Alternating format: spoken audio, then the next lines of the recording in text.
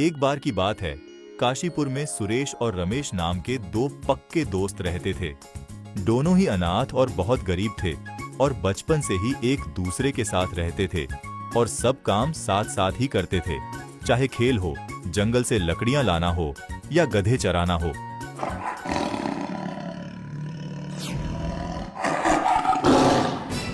जल्दी से पेड़ पर चढ़ जाओ, लगता है शेर आ रहा है। सुरेश बहुत समझदार और संतोषी था, पर रमेश थोड़ा लालची था, जिसके कारण कई बार वो मुसीबत में फंस जाता था।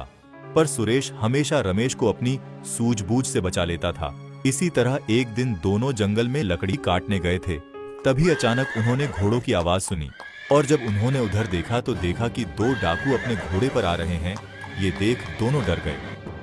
रमेश जल्दी से छुप जाओ, डाकू आ रहे हैं। डाकुओं को देखकर दोनों एक पेड़ के पीछे छुप गए और उन्हें देखने लगे।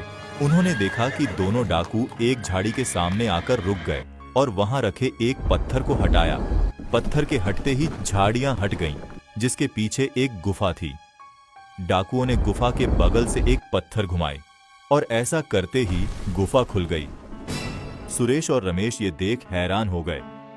कुछ देर बाद दोनों डाकू गुफा से बाहर आए और गुफा को पहले की तरह झाड़ियों से छुपाकर चले गए।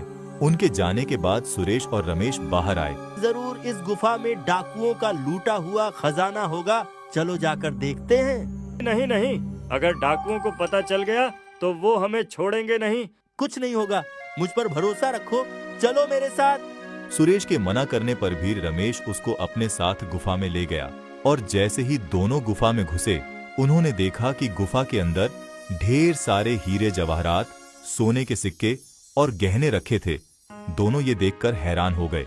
देखा, मैंने कहा था ना, अगर ये खजाना हमें मिल जाए तो हमारी गरीबी तुरंत दूर हो जाएगी। पर अगर डाकुओं को पता चल गया तो? कैसे पता चलेगा? यहाँ दूर दूर तक कोई नहीं है। जब तक डाकू वापस आएंगे हम यहाँ से खजाना लेकर जा चुके होंगे। नहीं, अगर हम सारा खजाना एक ही साथ ले जाएंगे तो वो कहीं से भी हमें खोज ही निकालेंगे। आखिर वो डाकू हैं, पर मेरे पास एक योजना है जिससे हमारी गरीबी भी दूर हो जाएगी और उन्हें पता भी नहीं चलेगा। हम रोज एक एक सोने का सिक्का यहाँ से ले जाएंगे। इससे उन्हें कभी पता नहीं चलेगा कि हमने यहाँ से कुछ चुराया है। पर उससे तो हमें अमीर बनने में काफी दिन लग जाएंगे। हाँ, पर कम से कम पकड़े तो नहीं जाएंगे। लालच बुरी बला होती है रमेश, ज्यादा लालच मत करो। सुरेश ने किसी तरह रमेश को समझाया और उस दिन के बाद वो रोज छुपकर गुफा के बाहर इंतजार कर